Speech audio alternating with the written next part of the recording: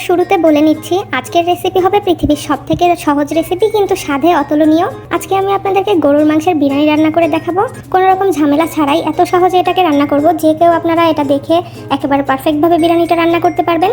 দারচিনি, এলাচ, লবঙ্গ, গোলমরিচ, তেজপাতা এগুলো অল্প অল্প করে দিয়ে দিলাম। এখানে মাংস নিয়ে নিয়েছি 750 গ্রাম, হাড় ছাড়া। মাংসটাকে খুবই ছোট ছোট করে টুকরা করে নিয়েছি।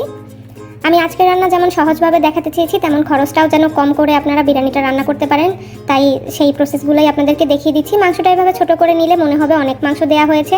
এবার মাংসটাকে খুব ভালোভাবে সেদ্ধ করে নিব। এই পানিতেই, আমি এক্সট্রা করে কোনো পানি দিচ্ছি না, যেহেতু মাংসের সাইজ ছোট তাই সহজেই সেদ্ধ হয়ে যাবে।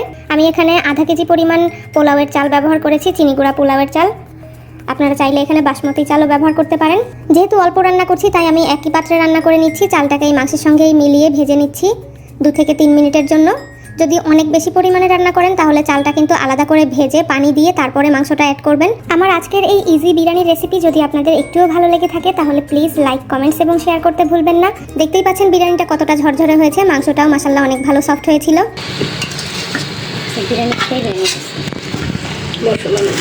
না তাহলে এটা সাদা হতে একটু খায়